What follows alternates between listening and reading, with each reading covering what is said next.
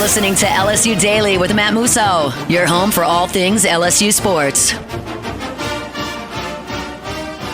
Off and running here on another edition of LSU Daily. Welcome in. Glad to have you along for the ride, and thank you for being here as well. We have so much to unpack here on today's show. We will put a button on LSU signing class. We will talk about kind of one position in particular that really jumped off the page to me when Brian Kelly spoke about it Wednesday afternoon when he was meeting with the media on signing day. So I have plenty of thoughts there. LSU is losing an assistant coach and coordinator to a offensive coordinator job in the Big 12. Slade Nagle is off to Houston. We'll talk about that move. Actually makes a lot of sense for Coach Slade there. And then Aaron Anderson. I kind of buried the lead a little bit here. Aaron Anderson, Wednesday night on his Instagram, announced that he is returning to LSU for another year, which is absolutely massive. And we have to talk about all things considered there. He had a great year, and I really could not be more fired up that Aaron Anderson is coming back. It's not all that surprising, but nonetheless, I'm fired up for that decision and to see Aaron Anderson in the purple and gold for another season. All right, subscribe, share, like, all those things are greatly appreciated. Follow me on social media. On Twitter X at Musso Matthew. You can find me on Facebook, Instagram. Instagram's at Matthew Musso1. All of that is greatly appreciated as well. Let's get right to it. Man, where to really start? Let's start signing day. Since that's where we left off on Wednesday's show, let's start there. I believe when we ended the recording on Wednesday, LSU was at 12 or 13 of the paperwork already in. And we looked ahead to what more could come. And ultimately, it went as expected, really, for LSU down the stretch on signing day. And even though it went as expected, it was huge moves for this class. First and foremost, LSU kept DJ Pickett in the fold. You had to do it. Especially after losing Cade Phillips, you had to do it. But really after losing Bryce Underwood, you had to do it. Because the cornerstone of your class was Underwood, Pickett, and Harlem Berry. And you kept 2 out of those 3. You had to do it for optics. Because the guys you lost because of NIL. And you were going up against Miami, who has plenty to throw around. Oregon, who has plenty to throw around. Georgia got in the mix a little bit. A lot of teams came after DJ Pickett. LSU did what they had to do to keep it. While most everybody was sweating it, LSU was not. Brian Kelly, right as he stepped up to the podium, mentioned that they had Pickett's paperwork in all day long. It came in the morning. They knew. They just held off on announcing it so he could have his moment, his ceremony on signing day. First class all the way. Love that. So they were breathing easy with that. But it doesn't make it any more, or any less, I should say, important that they held on to DJ Pickett. He is a guy who can step on the field immediately for LSU and play first day, cornerback, go. He's out there. 5-star plus, number 1 cornerback in the country. Here was Brian Kelly on signing day talking about Pickett. The number 1 corner in the country. I don't even know if it's an argument. We believe he's hands down the best corner in the country. Incredible length at 6'4", 180 pounds. I don't know that I've ever felt that there is a lockdown corner, but he's about as close as there's a lockdown corner in the country. It's DJ Pickett. And his offensive film might be as good, if not better, if you've ever watched him. So this is an elite player that we're excited to have in our roster. Loved the answer. That was just kind of unprompted by Kelly as well. He just went through each guy individually, spent a little bit of time on him. But everything we've talked about with why it was so important to keep him, optics, he's the best player left in your class, was one of the cornerstones of your class, all those things. But the end of that answer from Brian Kelly shows why it was even bigger. DJ Pickett is going to fit in perfectly at LSU. He is sounds like he is just what they are looking for from a culture standpoint. Brian Kelly talked about there just on his visits, how he interacted with his future teammates, how he interacted with the rest of the guys in the class, all of those things. And it speaks to the loyalty. And DJ Pickett was very loyal to LSU. Yes, he got an NIL deal, absolutely, and a pretty handsome one, I might imagine, and add. Yeah, he's the number one cornerback in the country. And the number one player in the entire state of Florida. Just another huge get. Shout out Corey Raymond. He's gone into Florida plenty of times before to snag guys. And the one that immediately comes to mind is Patrick Peterson. But that's really what it came down to with Pickett as well. The relationship with Corey Raymond. And it took not even one full year, really, of Corey being back in Baton Rouge for you to see the dividends on it on the recruiting trail and on the field. Because you saw guys develop and take the next step. Look at Zy Alexander. Look at Ashton Stamps. P.J. Woodland played a lot as a freshman. Now you add DJ Pickett. That's going to be huge. The other part of the cornerback room is Aiden Andy, number one player in the state of Louisiana. Number one cornerback in the state of Louisiana. Yeah, you lost Cade Phillips. You got Pickett and Andy. That's a great haul. You got the number one cornerback in the country and the number one cornerback in the state of Louisiana. If you're the number one player at your position in the state of Louisiana, you're pretty darn good. So you salvaged and solidified cornerback in this class. Massive. Would you love to keep Cade Phillips? Absolutely. Oh, well, he left. You missed out on Jakeem Stewart. Wasn't all that surprising. Everything was pointing to USC. They outbid you in the NIL, and really, not even really outbid you. LSU just kind of walked away at a certain number and moved on. And that's okay. The great news there, he's going to play at USC in the Big Ten. You won't ever have to see him. And I don't blame LSU for holding steady on their number for a guy like Jakeem Stewart.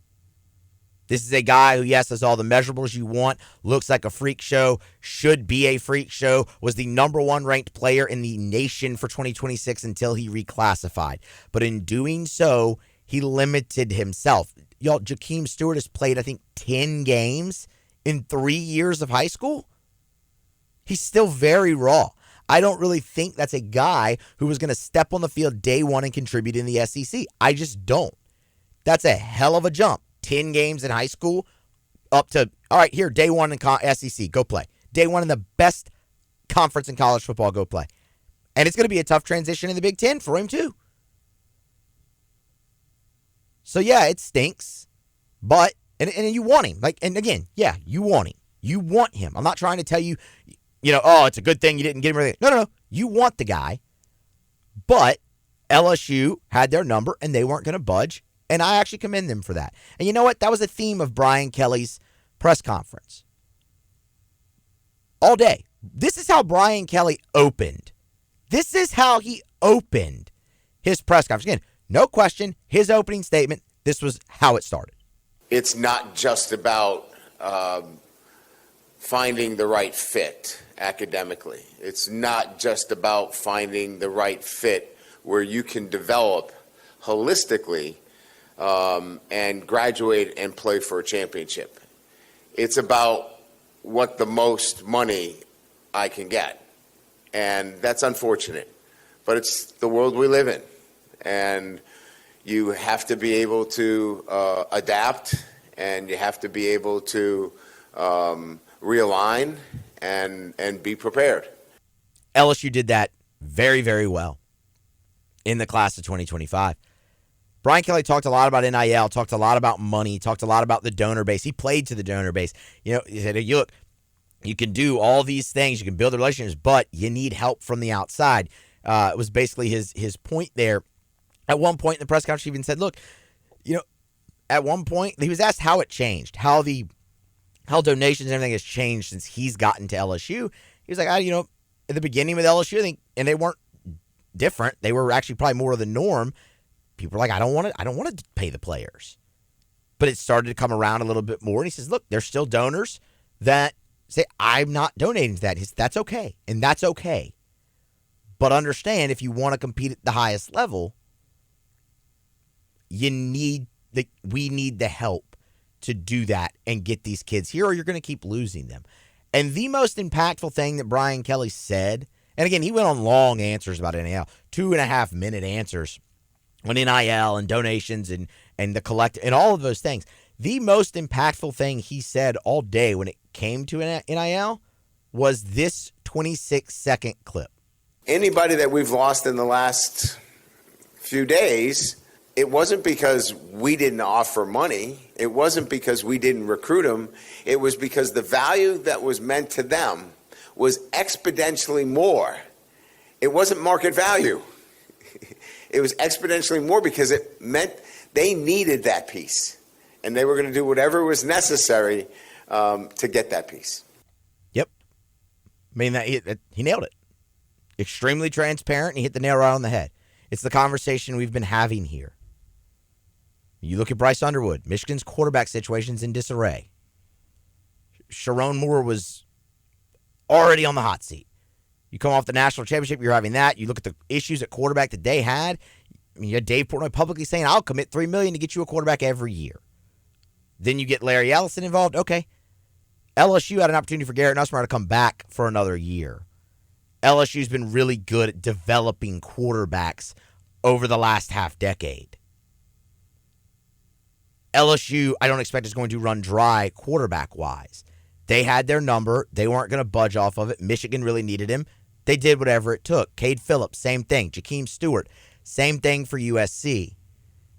He used Devin Harper as an example for Ole Miss. Ole Miss, they didn't have tackles.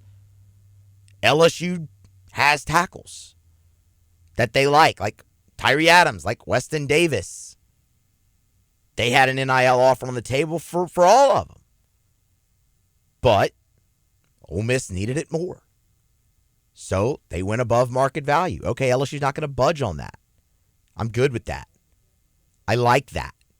And it frees up your money everywhere else. In the portal, which they keep saying they're going to be very aggressive in the transfer portal. Okay, I love that. Let's see it.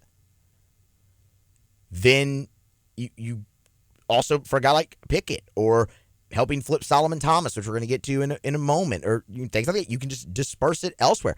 Derek Meadows is another example. Alabama lost Kate Cunningham, their 5-star plus wide receiver.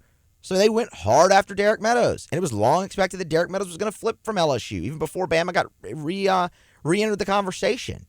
We'd been talking about that. LSU had an offer for Derek Meadows, sure. But they weren't going to go above the market value because, look, you just got Aaron Anderson back. That's awesome. I don't think that came as a surprise to LSU. You have plenty of depth at receivers. You just brought in Teron Francis in this class, Phillip Wright in this class.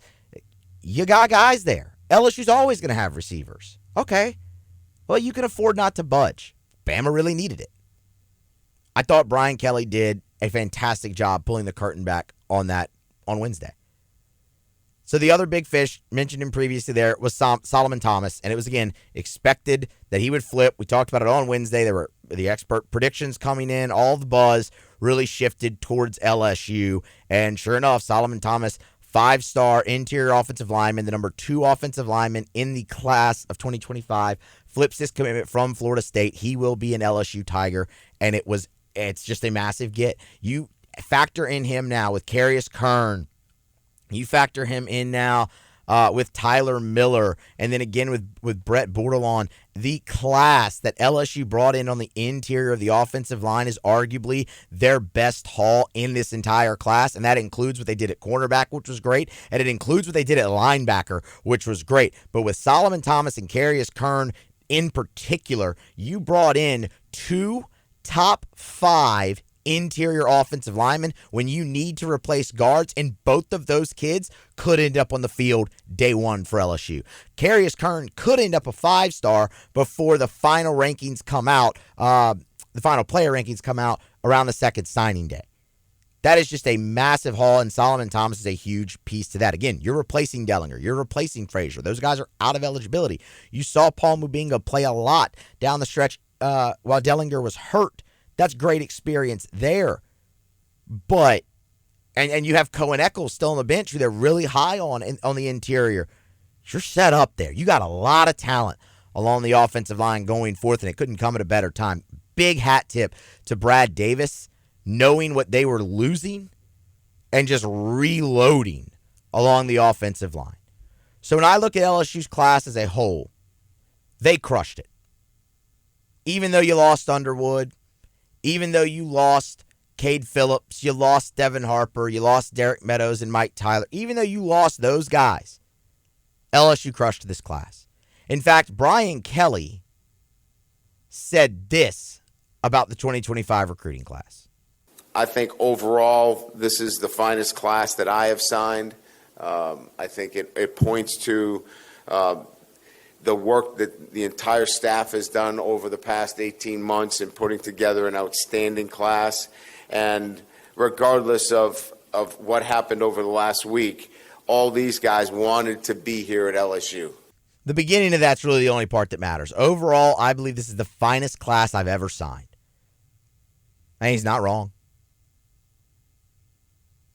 Let me give you some context behind LSU's class, because I think it's real easy to just listen to the last 2-3 minutes of this and be like, it's sunshine pumping. LSU, first of all, entered signing day on Wednesday with 2 5-stars. You left with 3, so that's already a big jump up. By the way, don't melt over recruiting. LSU's allowed to sign players too, and they're going to sign really good ones. That's your case in point. One of my big emphasis on this class that I liked to put, even before Bryce Underwood decommitted and flipped, this was actually a few days before we had this conversation, the class was always bigger than him. The depth, the quality depth that LSU built throughout the 2025 class is what made this so pivotal for Brian Kelly in the future of LSU. It was never one player. It just wasn't. You could seriously go back and find the episode. It was 2 days before Bryce Underwood flipped to Michigan. We had this very same conversation. So just so you know, this isn't something new I'm cooking up here. It was always bigger than that. And that shows itself in the numbers. Yes, LSU had a top 5 class for the majority of this cycle, and they finished, because you have the second signing day, they sit right now at number 8. And you could look at that and you could be really bummed out. And you shouldn't be. Because look at the quality depth in this class for LSU. Everyone knows about the blue chips, right? The blue chip ratio, all those things you look at. What is a blue chip? Well, a blue chip is defined as a highly rated athlete, normally high school recruit, among the best at their position. It's normally associated with 4 stars, 5 stars, all of that, kind of a can't miss player. And you miss on some of them, right? Not all blue chips are foolproof, right? There is no such thing as a sure thing, right? But it's a metric used to evaluate talent. LSU, the percentage of the 2025 class that is blue chip is 83%. That puts you on par with the top 5 in this class. You're right up there with Alabama. Theirs is in the 80s. You're right up there with Georgia. Theirs is in the 80s. Texas has the number 1 class in the country. They have 77% blue chip. You have a better percentage of your class rated blue chips than Texas, who has the number 1 class in the country. You're ahead of Ohio State, who has a top 5 in the country. They're in the 70s. Well, how could that be? Well, because maybe the top of their class is really highly rated. Maybe they have more commits than you. You're only sitting at 23. But the quality throughout this class is huge. And it also shows a building at LSU. Last class, 2024, 66%. 66%. And look at what some of those guys have already done under this coaching staff. Don McKinley played a lot. Ahmad Bro played a lot. Gabe Relaford really shined. Devon Keys really shined down the stretch. I mean, I could go on. P.J. Woodland played a lot of football. I could go on and on and on. So now you're going to give this staff, this type of class, say, hey, develop them? Okay. Yeah, I think that looks really good. So you could look at the number, the ranking number, and get bummed. You could look at all the decommitments and get bummed. I say continue to look at what you have, because you kept the majority of this class together with the quality of depth, and it was always bigger than one player. Always. Bravo in the early signing period, in my opinion, for LSU, Brian Kelly, and his staff.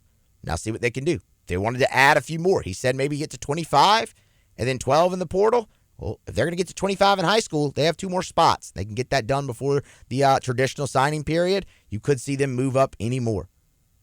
But overall, this is a fantastic haul for LSU and Brian Kelly. Okay, I went really long on that. Didn't totally mean to, but like I said, had a lot to say. Let's switch gears now and speak on Aaron Anderson, because this is big. Again, not all that surprising, but big. Brian Kelly, after the game against Oklahoma in his postgame, mentioned that they had some key players that are coming back. They just haven't announced yet. And when he gave his answer about Aaron Anderson in the season he had, Brian Kelly framed it. And he basically told you Aaron Anderson was coming back without saying it. And now, Wednesday night, Anderson made it official on his Instagram. He will return to LSU for another year. It makes a lot of sense for him. This is a guy, remember, former 5-star, redshirted his first year at Alabama. He was out of Edna Carr, number 1 player in the state, and then transferred to LSU after the redshirt year at Bama. It was a really slow start. They couldn't really figure out how to use him much and find him a path to the field, with Neighbors, Thomas, and Lacey dominating on the receiving end for LSU in 2023. He breaks out this season. You look at a guy who has the red shirt. He has 2 more years left. Sure, why not build on this breakout year you had, where you were second on the team in receptions, second on the team in yards, second on the team in touchdowns? Build on it. The guy had 750 yards and the 5 scores. Yeah, you could build on it and really show the NFL you could string it together, because they already love your ability. So the decision for Anderson makes a whole bunch of sense, and I'm fired up for it, because that's when you get into what it means for LSU. And what it means for LSU is huge because of the jump he took. Y'all,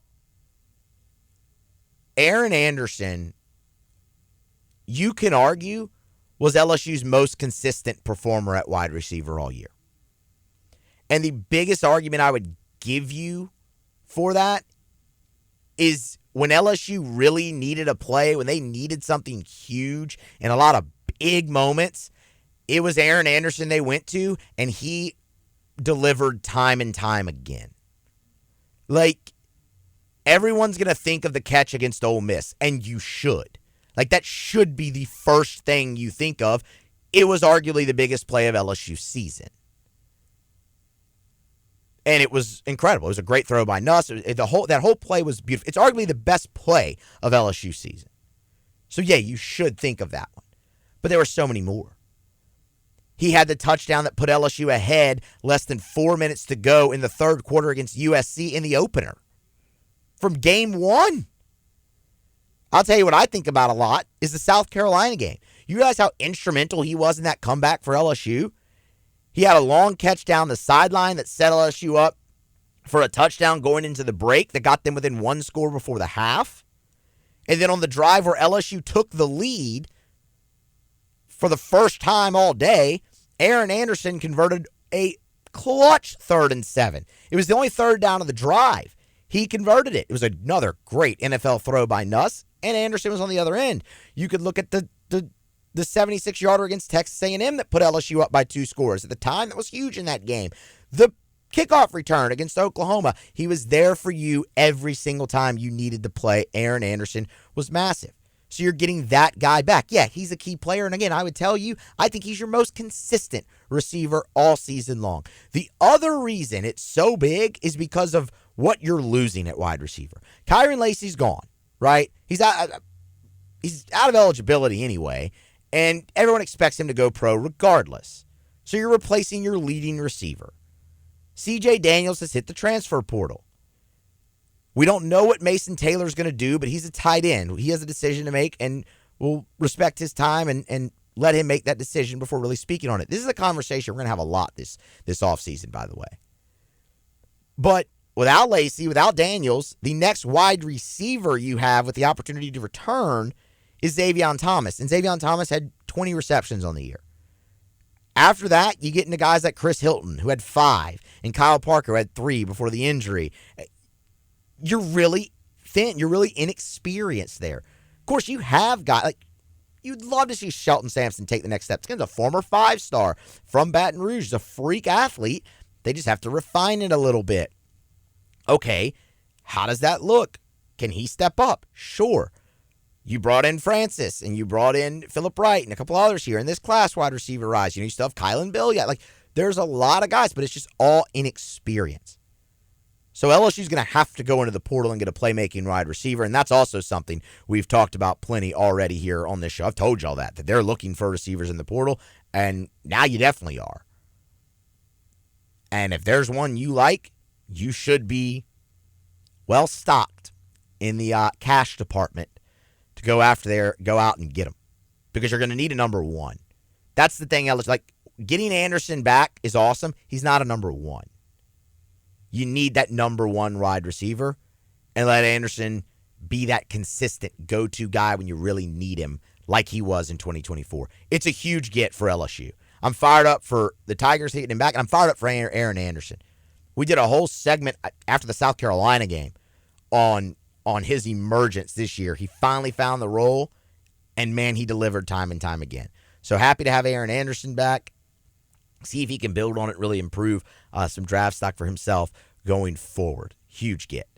Last thing, LSU special teams coordinator and tight ends coach Slade Nagle. He is leaving to be the offensive coordinator at Houston. This move makes a lot of sense. Like, a lot of sense. Especially when you consider who the head coach at Houston is. It's Willie Fritz. Where did Slade Nagle come from? Well, he came from Tulane.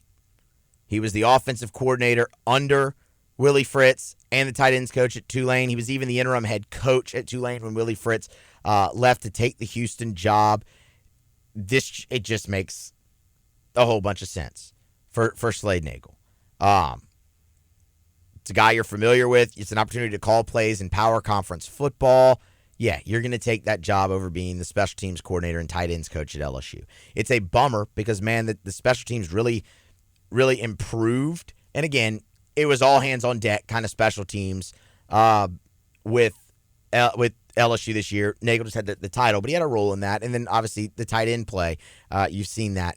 Brian Kelly's been great at hiring assistants. They will replace Slade Nagle, and I really have no doubt about that. Also, Brian Kelly always has a heavy influence on tight end as well. So, I mean, I think you're still in a really good spot there. You just wish Slade Nagle the best of luck. It's a great opportunity, rejoining up with Willie Fritz. And, look, it's, out of the conference. So that's awesome, too.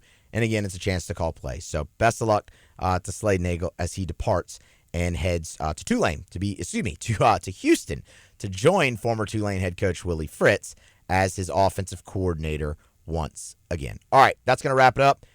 Y'all get subscribed, share, follow me on social media. Great show today. Appreciate everybody for being here. And be here next time again on LSU Daily.